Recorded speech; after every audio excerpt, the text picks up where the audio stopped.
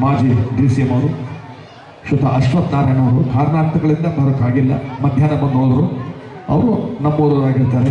ಅವ್ರಿಗೆ ಅತ್ಯುತ್ತಮ ಹೆಸರು ಪಡೆದಿರುವುದು ಇಂಥ ಶಾಸಕರು ಸಿಕ್ಕೋದಿಲ್ಲ, ಇಂಥ ಒಬ್ಬ DCM ಸಿಕ್ಕೋದಿಲ್ಲ. ಅವರು ಕಾರಣಾಂತರಗಳಿಂದ ಬರೋಕ್ಕಾಗಿಲ್ಲ ಈ ಒಂದು ಕಾರ್ಯಕ್ರಮಕ್ಕೆ, ಈ ಒಂದು ವೇದಿಕೆಗೆ. ಅವ್ರಿಗೊಂದು ಕ್ಷಮೆ ಇರಲಿ. ನಿಮ್ಮೆಲ್ಲರ ಪ್ರೀತಿ ಅವ್ರ ಮೇಲೆ ಎಂದೆಂದಿಗೂ ಇರಲಿ. ಅದೇ ರೀತಿ ಕರುಣಾ ಚಕ್ರವರ್ತಿ ಹ್ಯಾಟ್ರಿಕ್ ಶಿವರಾಜ್ ಕುಮಾರ್ ಅವರು ಬರೋ ಒಂದು ಸೂಚನೆ ಇತ್ತು. ಆದರೆ ಕಾರಣಾಂತರಗಳಿಂದ ಎಲ್ಲೂ ಮಂಡ್ಯದಲ್ಲಿ ಆ ಒಂದು ಕಾರ್ಯಕ್ರಮ ಕೊಂಡು ನಾನು ಹೋಗಿ ಬರ್ತೀನಿ, ಲೇಟ್ ಆಗುತ್ತೆ ಅಂತೇಳಿ ಒಂದು ಕ್ಷಮೆ ಕೇಳಿದ್ದಾರೆ. ಅವರಿಗೆ ಈ ಸಂದರ್ಭದಲ್ಲಿ ಧನ್ಯವಾದ ತಿಳಿಸ್ತೇನೆ. ಯಾಕಂದರೆ ಒಬ್ಬ ನಾಯಕ ಬರ್ತೀನಿ ಅನ್ನೋದು ಭಾಳ ಶ್ರೇಷ್ಠ, ಉತ್ತಮ. ಆದರೆ ಕಾರಣಾಂತರಗಳಿಂದ ಬರೋಕ್ಕಾಗೋದಿಲ್ಲ, ಅದು ನಾವು ಸಹಿಸ್ಕೋಬೇಕು. ಮತ್ತೊಮ್ಮೆ ನಿಮ್ಮೆಲ್ಲರ ಬೆಂಬಲ ಅವ್ರಿಗಿರಲಿ, ಆಶೀರ್ವಾದ ಅವ್ರಿಗಿರಲಿ.